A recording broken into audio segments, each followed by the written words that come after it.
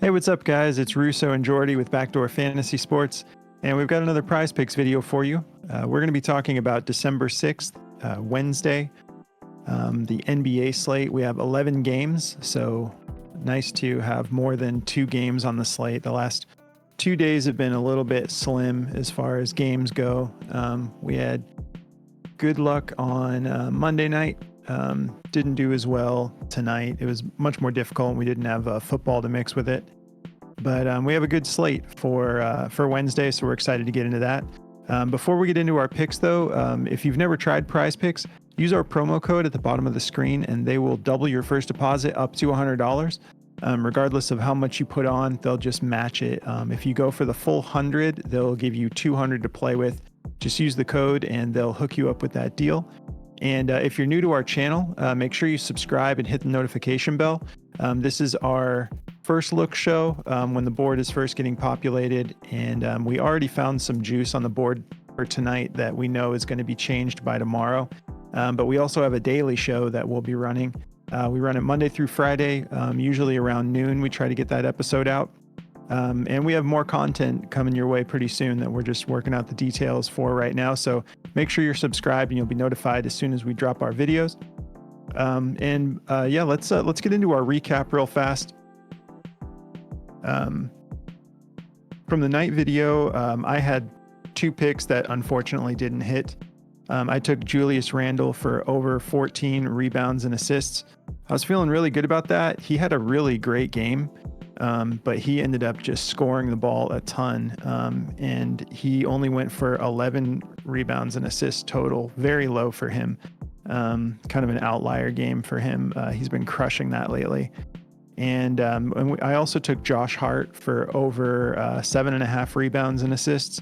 And these were relatively juiced. They ended up getting bumped up before game time. I think everyone was anticipating these going over. Josh Hart only had 1 rebound and assist. He only had 1 point for that category all the way up until like halfway through the third quarter. And then he started to get a little bit of momentum going, and he ended up ending with 5. But yeah, couldn't pull through for us there. What about you, Jordy? So I'd taken Anthony Davis for over 12.5 rebounds. He hit at 15. This got really close though. It was like the last couple seconds of the game, or it was like 2 minutes left, and he had like a 3 rebound like possession where they kept like putting the ball up, getting it back, putting it up, getting it back. So he ended up hitting on that. I was pretty excited. And then we had KD for over 28.5 points, and he went for 31. So kind of what I anticipated. Him and LeBron just going neck and neck the whole way through the fourth, and very exciting game. That ref deserves to be fired, but we won't talk about that one. Yeah, that was a fun game. Booker was off to a slow start. Suns had so many turnovers in that first quarter, and still managed to keep it that close. It was a rough outing for the Suns, but hopefully they'll bounce back soon. And then so for the daily show, I had taken Damian Lillard for 7 assists or more. He ended up pushing for us. I was really hoping he could get 1 more, but we got the push there. And then my other play was Malik Beasley for over 16.5 points and rebounds. He did great. He went for 21, and I believe he dropped like 5 3-pointers and was doing what I guess they called the thug shake. Which I was just cracking up because he just kept dropping these threes, and I'm just seeing a guy like shaking his butt at the opposing bench, and I was just like, I was loving it. But yeah, he ended up cashing for us, and unfortunately just got the push with Dame, but it wasn't a loss at least. What about you for the daily show? For the daily show, I took Jalen Brunson's assists at 6, and he pushed at 6. We needed him for 7 to go over, so both of our assist props pushed. It was just a very weird game. I feel like Julius Randle didn't need to like do as much as he was trying to do. I feel like it kind of hindered the output of their game, honestly, because when he facilitates, they do better. But push there. And then Nurkic, man, my God, I took him for over 11.5 points, and he had 3. He shot 1 for 3 from the floor, and then he got fouled twice, and he shot 1 for 4 from free throw. He missed 3 in a row, and then hit the last one and like slapped his hands together and started yelling because he was like super frustrated. He played 30 minutes, but in the first half, I think he only played like 10 minutes because he got 3 fouls really quick. So that ruined the whole pace of his game. He got a 2 right off the bat. He dunked it. He looked like he was playing with some energy, and then after those fouls, he just kind of, got something in his head and got irritated. But, that happens. We've seen this enough to where that's just part of this whole deal sometimes. Yeah, I definitely wasn't happy with the officiating in that game. Yeah. He got 2 fouls in the first quarter, and then they were targeting him.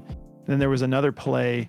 There was actually a couple plays that I think could have potentially been should have at least been reviewed for flagrant potential, and they just weren't getting the calls. But yeah, that was unfortunate. Nurk had to sit for most of the first half and just never really caught his groove after that. But we have a much better slate today. And we've got 4 picks for you to get started. So it's late. We might as well just get right into them. Let's do it. To get us started, I'm actually going to be taking 2 points, rebounds, and assists props. And to get us started, I'm going to be going with Clint Capella to go over 23.5 PRA, the center for the Atlanta Hawks. I'm going to take the over here. I got him over. No. Yeah, so he's hit this in 8 out of his last 10 games. He's been really solid, especially on points and rebounds. The only reason I'm preferring the PRA is because it's literally 1 point over, and he actually went for 4 assists in his last game. But that assist, that 1 point bump, I'd rather take a shot on him. It's a little bit of insurance because he's gotten an assist in 8 out of his last 10 games, at least one. But the potential for it helping out a little bit makes me want the PRA over just the points and rebounds. So in his last 10 games, he's averaging 24.3 minutes a game, 11.3 points, 9.6 rebounds, and little over 1 assist a game. But if you look at his last 3, as far as rebounds go, he's been really steady. He had 17 boards in his last game. Game before that against the Spurs, he went for 9, and against Cleveland, he went for 9. So I'm feeling good about that. And if we look at his matchup against Brooklyn, it's pretty juiced, especially on the rebounds. They're allowing 13.8 rebounds per game to centers, and 22.3 points and 3.5 assists. But again, with just that 1 point difference, I think he could hit this just on points and rebounds alone. So the assist is just a little bit of insurance for me. If it was like a 2 point difference or a 1.5, I probably would just go points and rebounds. But BetMGM has this at a -120 to go over on his PRA. They actually have his points and rebounds at a -125. But again, just the 1 point. I'm going to roll with the points and rebounds instead. So we're going to take the over there. And my next play is going to be, I'm going to take Aaron Gordon to go over his PRA. Where are we at here? I got to just start typing it in to be quicker about this. But yeah, so he's actually, let me just type in.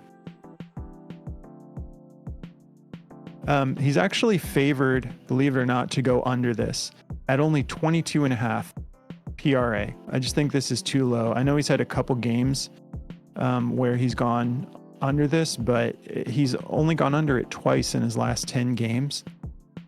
And the matchup is actually pretty juicy. If we look at what he's been doing, he's averaging 36.5 minutes a game, 13.5 points, 8.1 rebounds, and 3.9 assists. And he hasn't gone under 7 rebounds in his last, he's gone under it, twice in his last 10 games. So this is pretty juiced. I believe I believe the Clippers are 19th in rebounds allowed to opposing teams. And last time he played the Clippers, he went for 20 points, 5 rebounds, and 5 assists. So he put up 30 PRA. So I get the feeling this is one of those situations where tomorrow it will probably be juiced for the over, and this line will get bumped.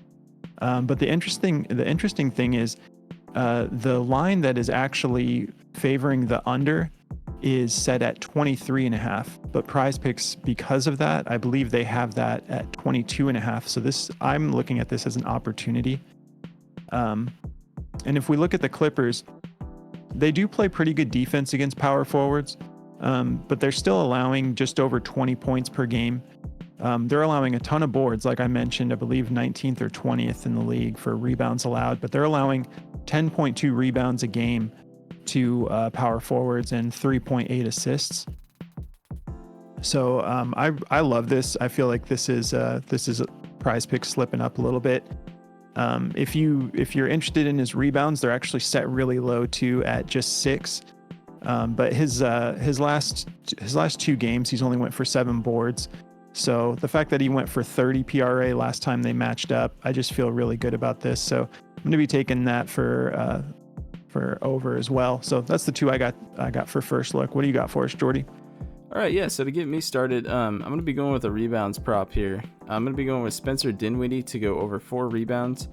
So this is a minus 155 to go over 3.5. So basically that's telling us this is a minus 155 to push, but the line I found for this to go over is a minus 130. Both of these teams are really, really high in volume, and they're both like top 10 in pace. So we got the game line set at 242 with a 4-point favorite to the Hawks. So this game is going to be very high scoring, a lot of rebounding, a lot of points, a lot of stuff like that. So, and Dinwiddie's been killing this. He's gone over this a whole bunch in his last 10 games, and just gone for 4. The only time he's gone over this is under this is only twice in the last 10 games. So he averages a ton of rebounds. He's averaging 4.8 rebounds a game on 35 minutes. There's no Lonnie Walker still, so there's going to be more opportunities for him to do this. And I just, this is a good matchup. Last time they played Atlanta, he went for 6 rebounds. So that's always what we'd like to see. And with his minutes and his usage, I like this a lot. And he's very aggressive, so I'm liking this to go over. The Hawks are ranked 4th against point guard when it comes to rebounds, so that's something to pay attention to, but I don't think it's going to matter. Like I said, he went for 6, and they don't give up that many, but some of these stat lines are just so weird. Like 4th, like I don't understand how you get that when it's like a point guard. It's just like, obviously, yeah, he's not going to get as many rebounds as like a center, so some of that stuff is silly to me. But that's what I got for that one. And for my next one, I'm going with a points prop here. I'm going to be going with Daniel Gafford. If this was a half a point higher, I wouldn't take it. But I like it at 9.5. I think he can get us 10 points in this matchup. Believe it or not, the Philadelphia 76ers are giving up a ton of points to centers. They're giving up 23.6 points a game to centers, which is a whole bunch. And he's gone over this in 8 out of his last 10 games. So it gives us that wiggle room that we want for this sort of a pick, and it's just going to be at 10 tomorrow. So snag this tonight at 9.5. And he's getting 26, almost 27 minutes. He's averaging 11.5 points a game. So in this matchup, I like it to go over. And Embiid is not like, he's a pretty good defender, but he's not under there all the time. He kind of hangs around like the free throw line and kind of plays like up a lot. So I've seen enough of this to think that Daniel Gafford is athletic enough to maybe get some fast break points, some putback points, maybe get fouled. I just like the matchup a lot. This is a minus 135 to go over with BetMGM and a minus 130 with Caesars. So I think, with how many points they're giving up and what he's been averaging, I think we're going to be okay for this to go over. And there is some blowout potential in this game. Obviously, it's, the Wizards and they're playing the Sixers. But D'Anthony Melton is probably not going to play. I don't know if that's going to stop them from getting torched, but there is a 10-point favorite in Phillies favor here with a 239 over under. So just a little bit of precaution there. But with the way we've seen the Wizards, every time the Wizards play anybody, they're a minus 10 point favorite. So they've kept it close in a lot of these games where they're expected to get nuked. So I like him to go over this. And that's the two I've got, man. Yeah. And I forgot to mention, but I know you mentioned it, but in the Hawks game for Clint Capella, that is a 242 over under with the Hawks favored by 4. So there's going to be a lot of scoring going on there. And I don't think that Claxton is going to be able to, handle the physicality of Capella. And he's been a big part of what they've been doing this season, very active across the board. And then for the Nuggets game, with Aaron Gordon, we got a 226 over under with the Clippers favored by just 1 point. So no blowout potential in either of these. But yeah, that's the 4 we're rolling with for First Look. We'll have more for you tomorrow or today, whenever you're watching this. We'll have more for you around noon on Wednesday. And looking forward to a big slate, and we'll definitely be able to get into more picks in the next video. But thanks for watching the show, and we appreciate all the new subscribers. And go check out our Discord. The link is in the description of the video. We have a lot of fun over there. We're going to be doing all sorts of build outs in there tomorrow before the game. And yeah, have a great night, guys, and we will catch you in the next video. Good luck, guys.